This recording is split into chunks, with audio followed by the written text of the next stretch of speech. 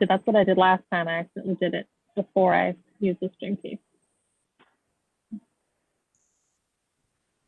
Yep, there we are. Okay, I'll mute myself now. You as well, and I'll hit recording.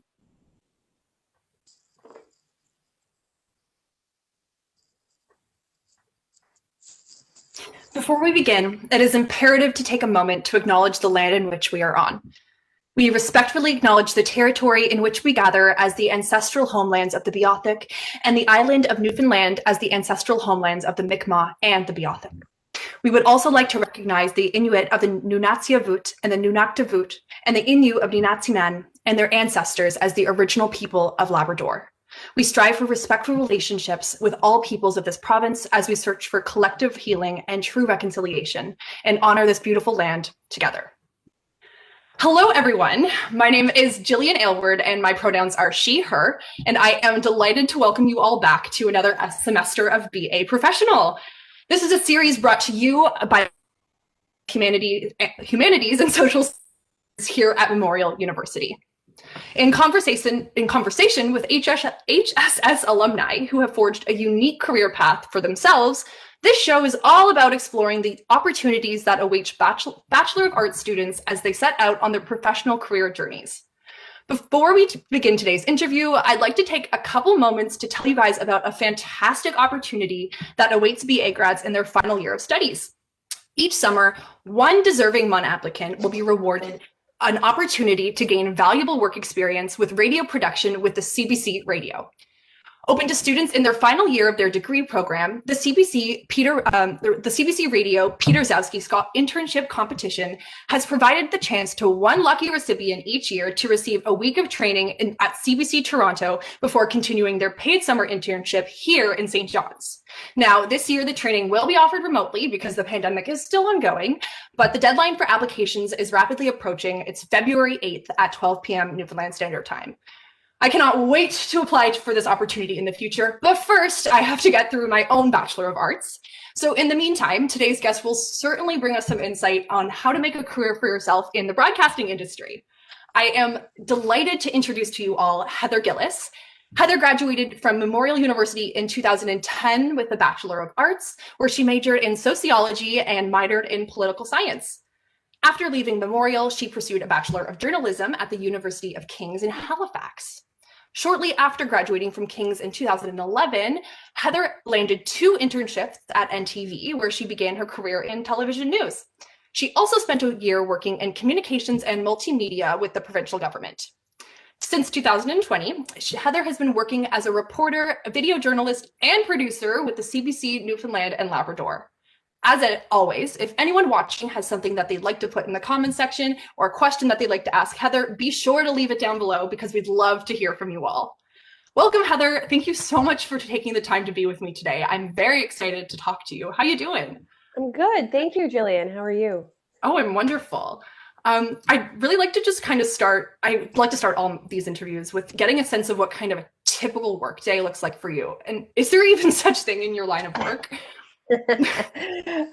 Some days, other days, not so much. So I guess right now where I am at CBC, it all depends on what shift I'm working on and what role that I'm filling.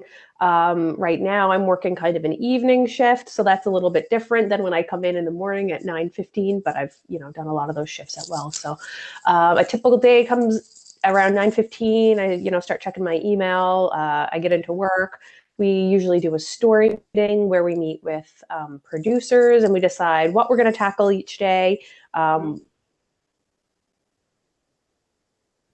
For radio online, what angle are we going to take? What questions do we need to ask? So we kind of go all over things that we need to do today and plan our day. And sometimes that works really well. And then sometimes, things happen and your day can go sideways because it's news and anything can happen. Absolutely. So, there are typical days. So, on a typical day, I'll leave that, if I have to start making calls and lining up interviews, that's what I'll do. Calling people saying, hey, it's Heather. Are you interested in doing an interview on topic X? Can we talk on camera in this place? Of course, that's a little bit more complicated now because of COVID.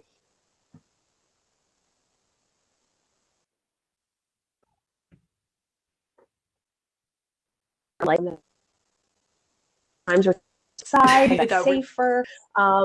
Right. So yeah, it's a lot different than it was before COVID, but it's still the same kind of fundamental principles. So you go out, interviews, you do some research beforehand to make sure you topic, and then great questions, and you're informed. And then you come back and you start editing and writing, and you pick out your clips that you want to air, whether it be on radio or TV, or quotes that you want to put in a web story. And depending on what you have to file for that day, you just start putting everything together. And you could get to that point in the day, and you could have some sort of emergency. You might have to rush off to something else. So, yeah. I mean, that doesn't happen every day. I mean, that's, but it can happen. But it can happen. So you have to be flexible, and you have to be nimble.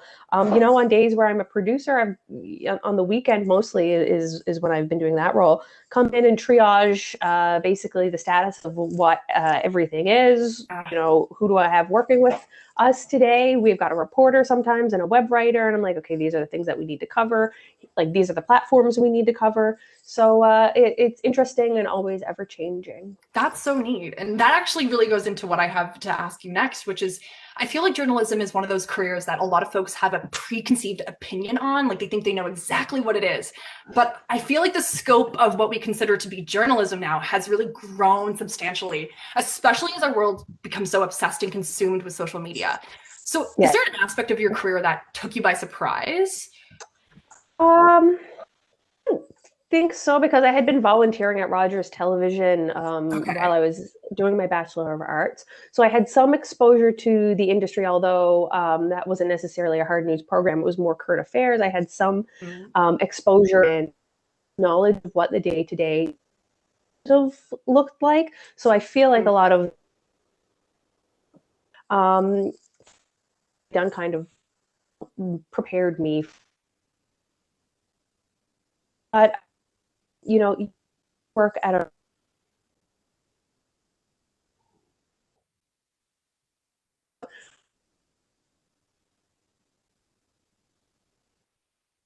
but Jillian, maybe one day that you might need help. So we all work together. So it's really great in that respect, because it's really a team effort, and it takes a lot of people and a lot of collaboration.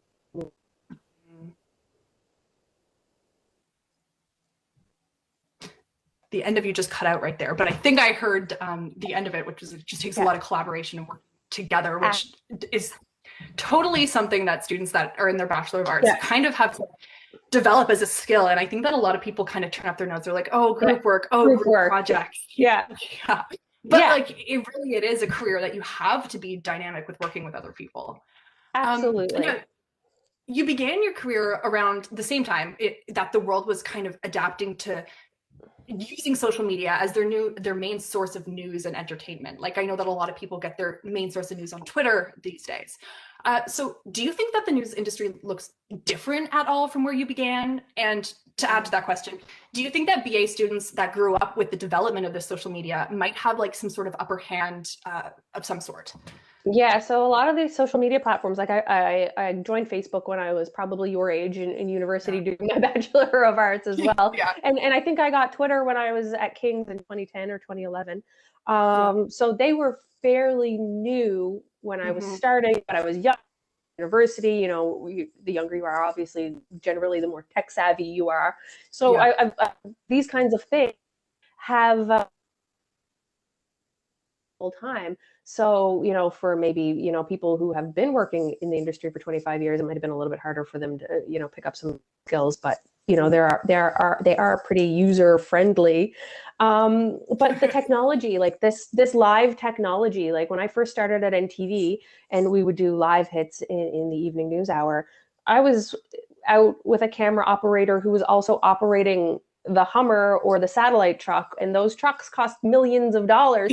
And this kind of technology wasn't really to the place where we could just go live on Facebook like we can now. So the cameras are also smaller. When I first started at NTV, I had one of those massive big cameras that you see the cameramen carrying around. But now we have ones that are, they're basically just as capable, but they're smaller. And, I think I probably had an iPhone, the first generation of iPhone when I started. Now I've got an 11. it takes way better video, and so the technology is rapidly I guess getting better and better, and more people can post better videos to Facebook, social media, and obviously we rely on that a lot too in our storytelling, because we can't be everywhere at once, so that's actually changed a lot over the last almost 10 years. Right on. Well, we have our first question from people over on Facebook. Yeah. And someone is wondering, how did the variety of an arts education help you prepare for your journalism career? That's a great question, whoever asked that. Yeah. So my major was in sociology, and I found in sociology you learned a lot about structure and agency in society. Yes. So because there are all of these structures in society, sometimes they hold people in ways, and generally we talk about that with respect to poverty and the cycle of poverty, and sometimes while people don't necessarily always have sometimes the same opportunity. So it's reading texts like that to understand the real world, and you see that in today sometimes when you're doing some of your reporting, and when people are trying to fight the big man to try to get ahead, or it's really interesting. And then learning in political science, you learned about say the Westminster parliamentary system, which is the way that our House of Assembly operates, or what is proportional representation, which is a discussion that has been happening in Canada. So you learn the background of what a lot of these things that actually end up in the news sometimes it actually are, and it gives you a framework to analyze a lot of the issues that we do talk about. Yeah, that's fantastic. That's a great answer to that question. So thank you to whoever asked that, and also because I have a very similar one later on, and that kind of summed it all up, which is great. Now, kind of on the same track of the sociology and political science, research is a vital part of really any academic field. But I feel like the research that's required for a career in journalism might be a lot different than just inputting data and transcribing audio files. Okay. Do you see any similarities between what you do day to day and the research that students might be trying to do in their courses? You just talked about transcribing audio files. We do that every day. So when I figured you would. and if I have a clip that needs to go on the radio, I transcribe it. So it's the producer and the newsreader can see what is going to be, what they're going to when they're in the booth, when they're reading the news, or they can, write into the clip and then write out of it to make sure it makes sense for the audience. So that piece is really important for us. But the research is all, you're not researching to do a 10-page paper at 12-point font in Times New Roman, but it's more firsthand research too. Sometimes you're not necessarily going to the library.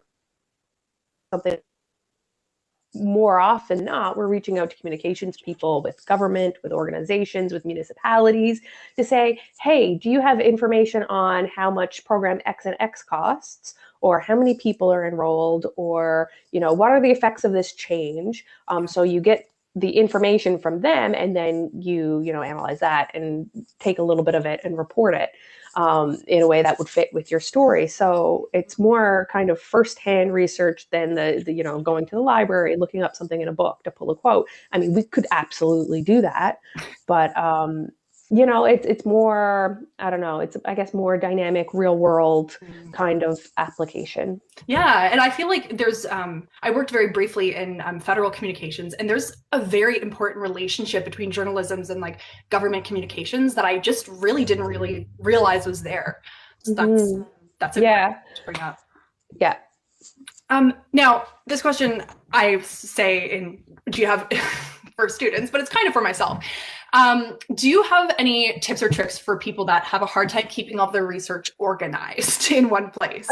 I don't know. When I was a student, I used a lot of those little sticky tabs to keep things organized. But right now when I'm writing, I'll write down all my facts that I have, gotten from my story. And then I'll write, I'll put my quotes in another subhead, and then, I'll put some other information from another source. And basically, then I just kind of weave it together in a story. But I don't know, sticky tabs, folders, you can get, things to keep things organized, have a separate binder for each course. Yeah. I don't, there's all sorts of, and yeah, it's important. Google Docs, you can make folders and put, everything from 1 month here, and then, everything from one topic here. Lots of tools. I'm probably not the best person to talk about organization, but no, that's why I asked it, is just because like when you are doing so many different things at once, I know it can be hard to kind of visualize to stay on top of it. Right. So that's great. Thank you so much. You're welcome. Now, you spent a considerable amount of time at NTV before you joined CBC in March last year.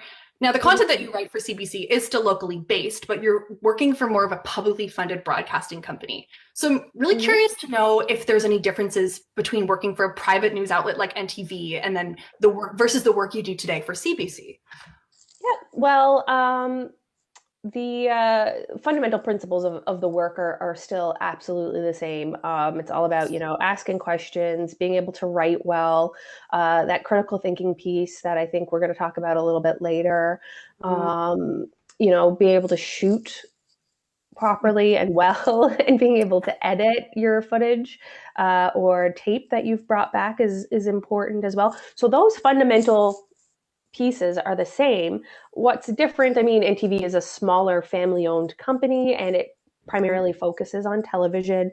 At CBC, of course, it's publicly funded. It is a crown corporation. It is national in scope. Our newsroom is bigger. We don't have as many television programs because we have more platforms. We have, more radio programming and opportunities digitally as well. So they are different, but the fundamentals, of course, are all the same. That's a great way to put it. Thank you so much. Yeah, you're welcome. And so going on with the fundamentals, this year we all received kind of an influx of bad news to our phones. And it must be really difficult to keep on top of all the local stories that you're covering in combination with the snowball of events that are always circulating in the media. And to many art students, current events are very vital to adding context to what we're learning and researching. But at the same time, it's really distressing consuming so much bad news at such a fast rate. So I'm wondering if you have some best practices for staying informed while still maintaining good media hygiene.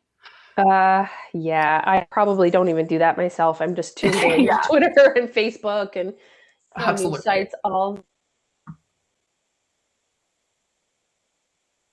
Not look at Twitter or on, the screen time app on your phone that counts how much time that you're spending on your phone so that you can work to reduce that.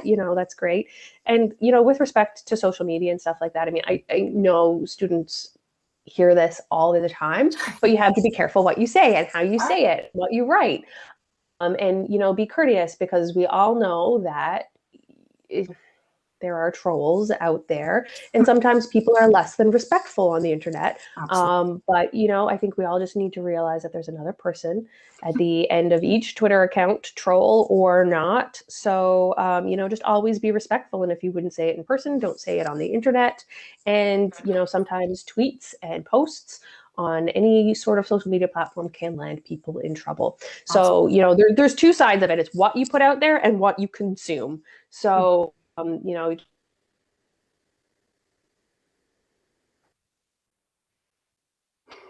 yeah, it's a double-ended kind of thing, that's for sure. And also, I found out that on Twitter you can mute certain words. So if something just you don't want to hear about anymore, just mute it. For sure. Now, I'm going to turn a little bit to talk about the Peter Zawski Scholarship that I mentioned at the beginning. Although you weren't one of the recipients of the scholarship, you could definitely speak to the culture of CBC N.L and kind of the broader scope of local media. So do you have any skills that you think that students should be developing during their time at Memorial if they're looking to stand out to the CBC?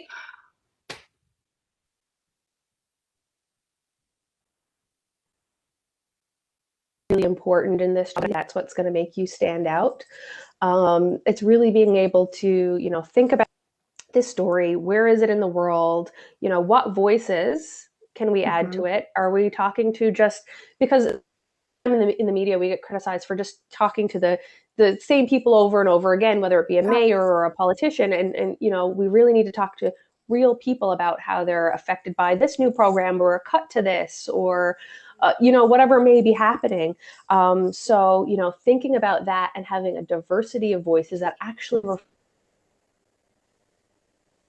to do. We want to be mirror to society and reflect back the Newfoundland and Labrador that we have and talk to, a variety of voices rather than just the usual suspects. So think about who to talk to about an issue, really good, strong writing and good, strong research and things in critical thinking skills. That's fantastic. Thank you.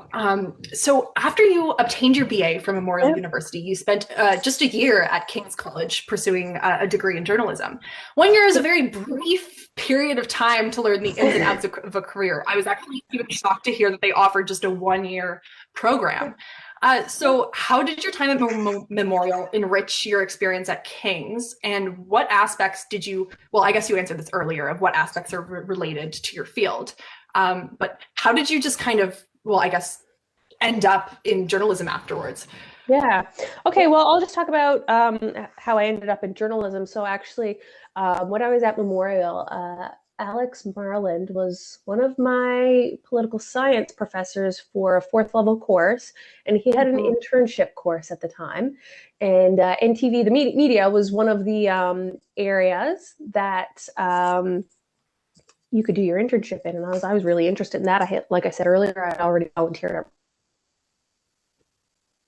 The director at the time was Fred Hutton, and asked him if I could come do an internship, and I went and I met with him, and he said, "Come on." So on I went, and I went during that summer because it was a summer term.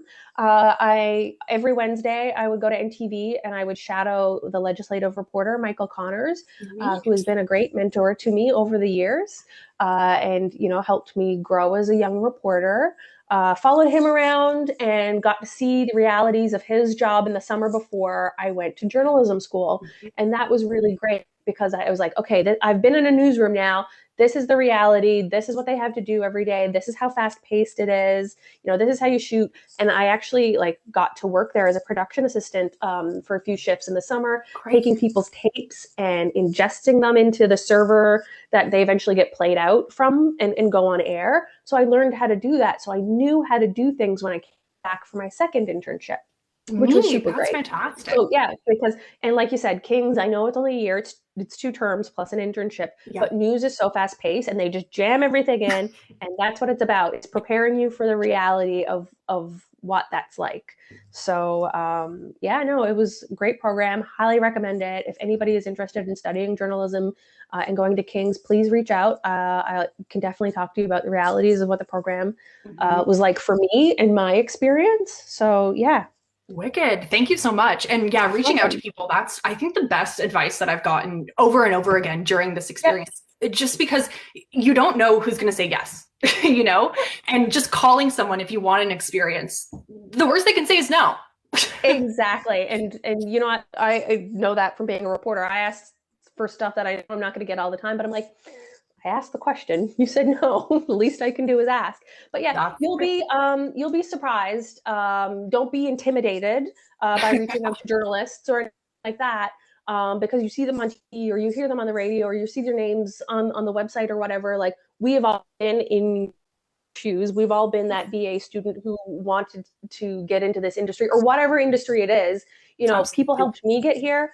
It's my duty to help return the favor to young people as well, who have questions about, what my job is like, or, what King's is like, or anything like that. So wicked. Well, if anyone has other questions for Heather, her inbox is open.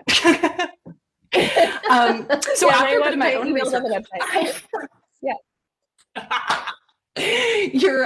You're very passionate about critical thinking skills. Critical thinking is one of those buzzwords that BA students hear a lot, but I find that it remains largely undefined because we kind of arrive and they're like, critical thinking, we're not going to tell you what it is, but you have to do it. I understand that a career in media requires a lot of critical thinking. So could you Yeah, tell us so the it's value not of just developing like- these skills and what they look like? Yeah, so it's not just politician X says ABC, the other guy says XYZ.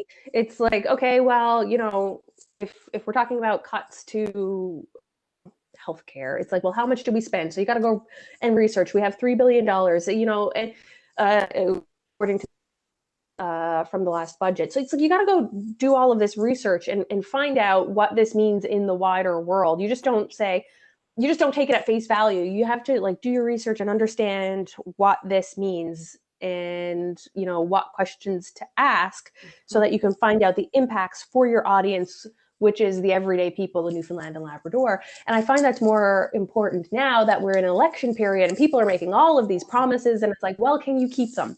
Because the province obviously has its financial struggles, and it's like when you look at, say, a campaign promise from one party or the other, it's like, does this increase spending? Does this reduce spending? What's the impact going to be? So it's about analyzing things and what they actually mean. I don't think I'm explaining this very well, but no, I think you are. It's making sense to me. Yeah, absolutely. Yeah. Kind of like cross-pollinating everything that you're learning and like looking at it as a bigger scope rather than individual things. Yeah. Cool.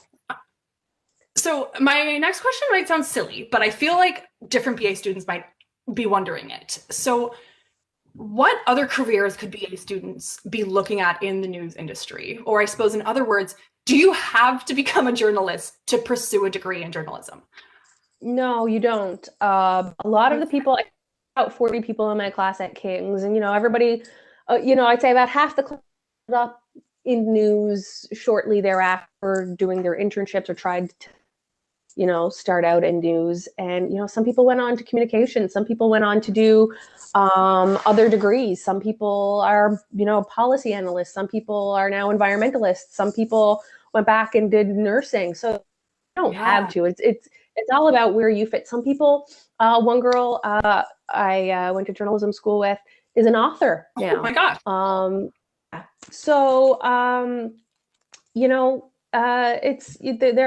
There are endless opportunities. It's really great training, like we just talked about, for that critical thinking, and it's really great training for the writing side of things.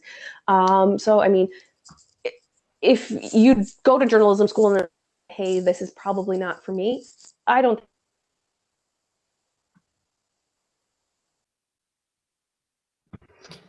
Yeah, you can't go wrong with what it is that you're going to learn, at least from going through this program. I think I lost you there a little bit. Some internet issues. Oh, it's all good. And actually, that's perfect timing anyways, because we are actually all out of time already. So thank you so much for taking all the time to talk with me today. It's been really wonderful having you share all of your insight with us. Sorry. It's been very, very helpful. I also look forward to seeing more of what you're doing with CBC in the near future. Wonderful. Well, thank you so much for the opportunity, Jillian.